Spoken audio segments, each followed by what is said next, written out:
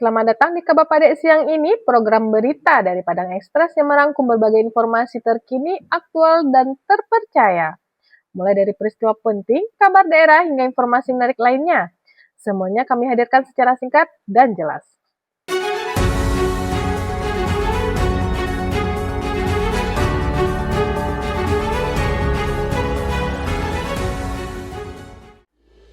Inilah Kabar Padang siang ini, rangkuman berita khusus untuk sanak semua. Sanak, kita awali Kabar Padang siang ini dengan informasi pertama. Gubernur Sumatera Barat Mahyildi Ansarullah mengunjungi Geraha Pena Padang pada Selasa 31 Maret 2026 siang untuk mempererat silaturahmi sekaligus membahas berbagai isu strategis bersama jajaran pimpinan Padang Express dan Padang TV. Didampingi sejumlah pejabat eselon seperti Kepala Diskominfotik dan Kepala Biro Umum. Kunjungan tersebut disambut langsung oleh jajaran direksi serta pemimpin redaksi kedua media. Dalam pertemuan itu, Mahyildi menegaskan pentingnya kolaborasi dengan media sebagai mitra pembangunan daerah. Ia juga secara terbuka meminta kritik konstruktif dari insan pers guna mendorong kemajuan dan inovasi di Sumatera Barat ke depan.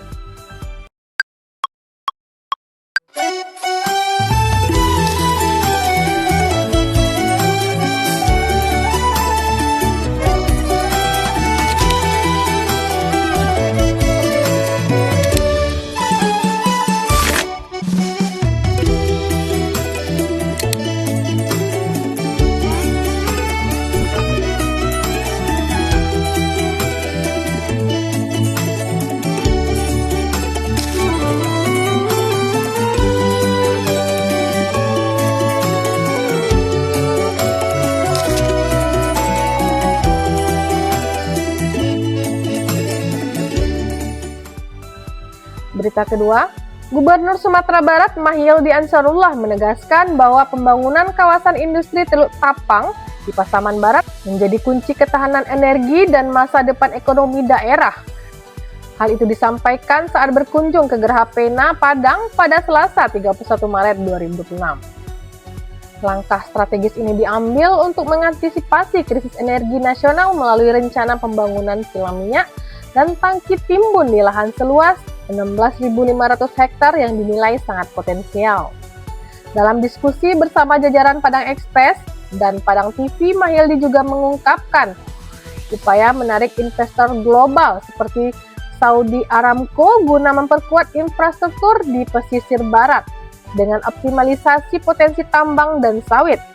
Pemprov Sumbar optimis kawasan ini akan menjadi motor pertumbuhan ekonomi baru sekaligus solusi mengurangi ketergantungan impor BBM nasional. Dia dihadirkan beberapa seri aja bunda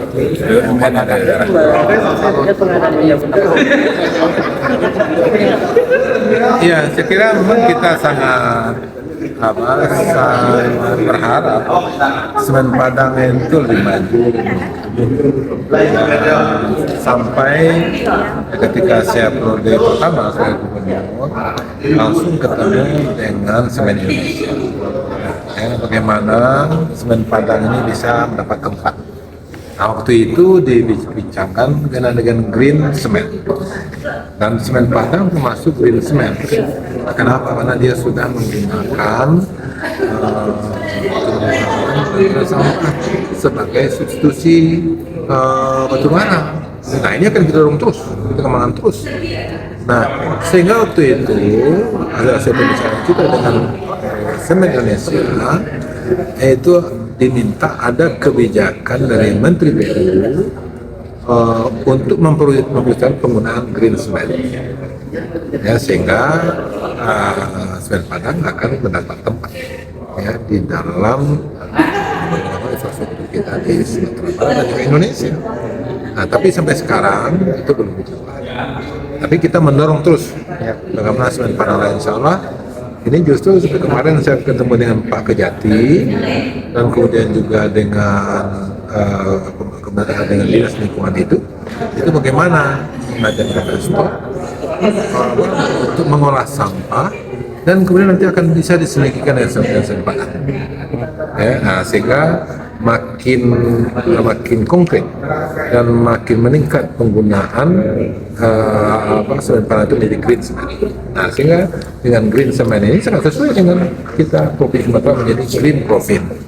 Ya, nah ini sehingga penggunaan semen padan itu menjadi tentu masuk juga dalam proyek yang ada sekarang ini. Bahkan waktu saya sempat diskusi dengan beberapa pihak termasuk dengan semen padang, bagaimana kita hidupkan pabrik semen padang, satu lagi pabrik, nanti itu kita berkomitmen untuk memakainya di Sumatera sesuai dengan aturan yang ada tentunya. Ya, kita berkomitmen untuk itu, sehingga memang semen padang akan lebih bekerja, lebih maju lagi dan lebih baik lagi. Jadi kita di Sumatera sangat dan juga sekarang kan juga kita merasakan bagaimana peran dari bulan Ramadan kemarin, Semen Padang juga ikut memberikan bantuan kepada masyarakat miskin-miskin, dan kemudian juga sekarang juga untuk pembangunan rumah gempa Tentap ini kan juga menggunakan produksi semen padang, ya sepapuk. Nah, sekarang barangkali apalagi semen padang ini juga punya workshop. Nah, kita dorong itu juga sehingga juga untuk bisa kerjasama dengan workshop itu untuk menghasilkan produk lain, sehingga itu juga digunakan seperti untuk sawit misalnya. Karena kita beberapa tahun yang lalu ya, Menteri Koperasi pernah juga berkomitmen untuk memberikan bantuan kepada kelompok petani sawit, ya, koperasi, ya, untuk membantu mesin pengolahan sawit menjadi minyak, tapi melalui koperasi.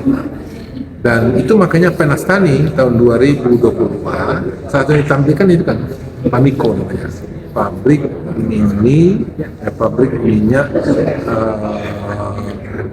mini, itulah. Dan itu kita sebetulnya kita mengharapkan pabrik itu hadir di koperasi-koperasi sawit rakyat ini. Nah, sehingga yang mereka jual bukan tanda pemasaran lagi, tapi udah minyak sawit. Nah, ini kan bukan karbon pekerjaan, dan banyak akan meningkatkan nilai.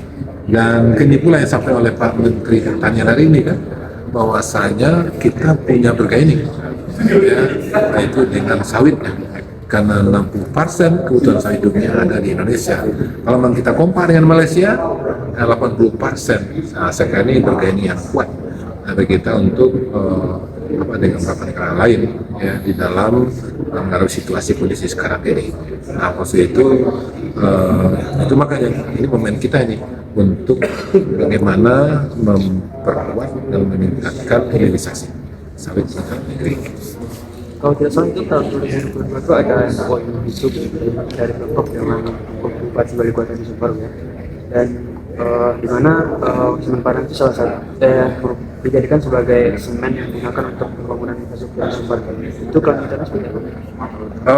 Itu tetap berjalan dan semangat itu tetap ada di kita, karena memang pendidikan sekarang tadi keadaan semen padang dan juga peran semen padang untuk Sumatera Barat kan dirasakan, ya, dengan CSR-nya dan kemudian juga dengan karyawannya dan kemudian juga dengan beberapa organisasi lainnya di Sumatera Barat. Nah, maksud itu saya kira justru kita harus memperkuat, ya, bagaimana peran serta semen padang ini, ya, terhadap bersih-bersih dan pembangunan di Sumatera. Justru seperti bisa sekarang dalam masa rehabilitasi dan konstruksi, ya, yang dari 21,4 triliun, dan itu 80%-nya infrastruktur. Nah, kita harapkan, ya, BUMN ini menggunakan semen, ya, dan itu juga akan ketika uang yang digelontorkan dari APBN itu untuk rehab rekon yang sudah kita turun dalam R3P ini, dan setelah banjir longsor kemarin itu akan betul berdampak ketika memang barang-barang yang digunakan itu di Sumatera Barat, ya. Jadi makin banyak produk-produk di sini digunakan untuk rehab rekon itu, makin berdampak pada ekonomi Sumatera Barat. Nah, itu yang kita harapkan. Berita selanjutnya, Gubernur Sumatera Barat Mahyildi Ansarullah mendorong penggunaan produk PT Semen Padang sebagai prioritas utama dalam berbagai proyek infrastruktur nasional dan daerah guna memperkuat ekonomi lokal. Penegasan tersebut disampaikan saat kunjungan kerja ke Geraha Pena Padang pada Selasa 31 Maret 2026. Sebagai bentuk dukungan terhadap transformasi perusahaan menuju industri hijau yang ramah lingkungan. Selain mendukung keberlanjutan lingkungan, kebijakan ini juga diharapkan mampu memberikan dampak ekonomi langsung bagi masyarakat, terutama melalui pemanfaatan anggaran rehabilitasi pasca bencana di Sumbar senilai 21,4 triliun rupiah. Pemerintah daerah optimis sinergi antara inovasi produk lokal dan pembangunan infrastruktur dapat mendorong kemandirian ekonomi di Sumatera Barat. Tapi kan ada temuan kemarin tuh di SPB juga, jadi ada ibu yang sudah mulai panen kayu ini karena dia selain di motornya dia juga bawa semacam botol untuk stok BBM di rumah. Dan itu kan juga salah satu panen baik karena besok tuh kalau salah ada penyelesaian harga BBM. Iya, kalau kita berharap menaikkan BBM itu sudah opsi yang terakhir dan yang barangkali bisa naik. Cuman selama ini kan juga ada opsi-opsi seperti pemotongan gaji. Jadi barangkali mungkin pada hal tertentu, saya kira kan memang sekarang ini seperti mahal ya. Seperti gaji dan take home pay direksi BUMN kan besar. Nah, saya kira ada yang kita bisa hitung kita masuk juga orang seperti saya misalnya kemudian saya kira barangkali mungkin itu kalau sudah menaikkan itu maka efeknya bukan hanya BBM saja tapi efek multi layer efek ya kepada yang lainnya. Nah maka saya itu ya kita berharap jangan itu ya kan itu. Nah itu makanya kita sekarang ini kepada warga masyarakat kita, apalagi kemarin kan Pak Halil kan sudah menyampaikan dan kan udah kepala Pertamina udah bisa lewat, artinya tidak ada masalah untuk depan untuk ketahanan energi kita, ya artinya suplainya atau terjamin, nah mulai akan lancar sehingga hubungan antara Indonesia yang kira lebih baik ya depannya ya, sehingga suplai BBM itu terjamin. Dan justru kita pun juga Sumatera Barat semenjak tahun 2018 ya ketika saya wali kota Padang kita pun juga sudah ingin berkontribusi dalam rangka untuk penyediaan energi nasional di Sumatera Barat ya. Dan mudah-mudahan ini juga akan menjadi tetap kita lakukan sehingga kontribusi Sumatera Barat dalam ketahanan energi nasional ini kita harapkan. Makanya itu kita mencari investor dari Aramco ya, dan kita sempat komunikasi dengan Dubes Arab Saudi untuk bagaimana berinvestasi di sini. Nah, saya kira ini tetap juga akan dilakukan untuk ke depan dan kemudian kepada warga masyarakat, saya kira dengan sudah bisa lewatnya kapal kita untuk mensuplai minyak mentah dari negara-negara Timur Tengah yang dengan bisa dilewati Strait of Hormuz, saya kira jaminan ketersediaan BBM kita ke depan akan bisa lebih baik. Apa sih yang khawatir ya, warga masyarakat dan perlu kita panik dengan seperti itu, insya Allah dengan lancarnya itu dia akan bisa terus bahkan juga Pak Menteri SDM dan juga sudah bilang alternatif untuk suplai dari air. Jadi yang terakhir soal apakah itu ya, jadi dari hasil diskusi kita dengan teman-teman di Perairan hari ini, saya kira yang harus masukan sangat bagus. Artinya kita balik gitu. Jadi mungkin kendaraan yang strategis itu bisa lewat satu jalur dalam makna ini. Saya kira karena memang kesana jalurnya dan lebih ringan. Dan kemudian kendaraan yang sebagai pribadi mungkin bisa melalui jalur jalur Viawali yang Solo. Sekarang mungkin saya kira ini adalah suatu masukan yang sangat baik. Ini akan diskusi kita sehingga hal-hal yang strategis ya, dalam hal menggerakkan ekonomi itu tetap terbangun, dan kemudian menjadi satu jalur ya. Nah, sekarang ini kan ada jamnya yang nggak tutup gitu kan. Nah, barangkali ini suatu yang bisa dimasukkan yang ada dari diskusi kita dari hasil kendari. Terima kasih. Berita selanjutnya, terjadi kecelakaan antara angkutan kota atau angkot dengan pengendara sepeda motor di kawasan Ngalau, Kelurahan Pakan-Sinayan, Kecamatan Payakumbuh Barat, Payakumbuh, pada Selasa 1 April 2026. Peristiwa ini sempat menarik perhatian warga sekitar dan menyebabkan arus lalu lintas di lokasi kejadian terganggu.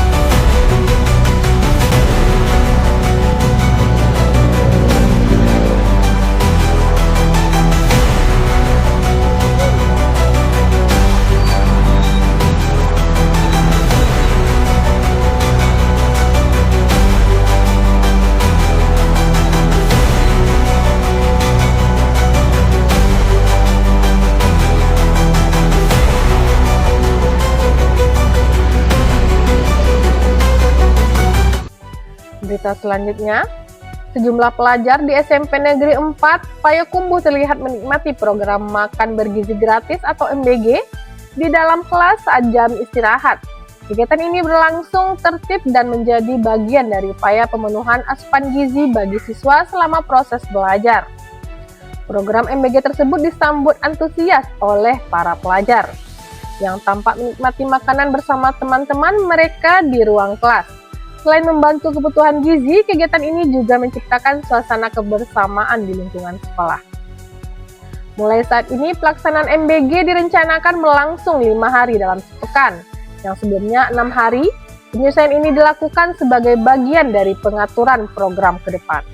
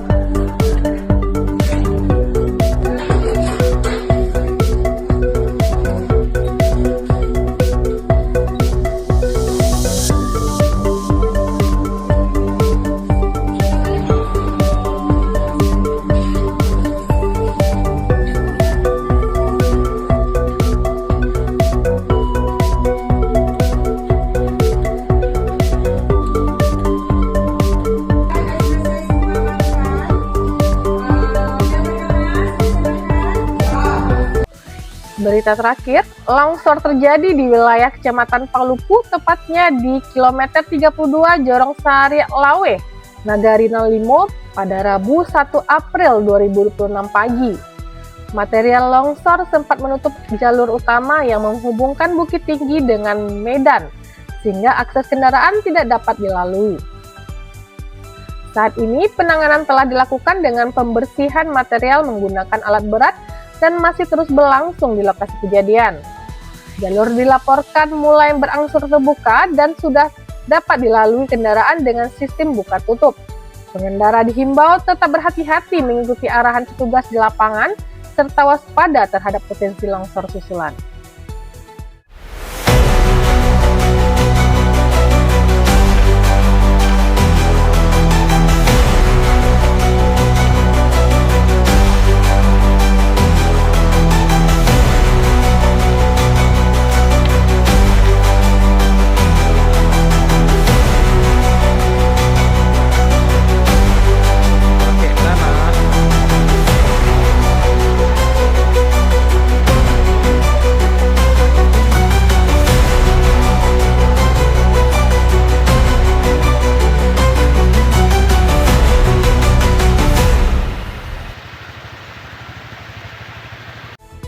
Demikian rangkuman Kabar Pade siang ini. Terima kasih telah menyaksikan dan tetap bersama Padang Express.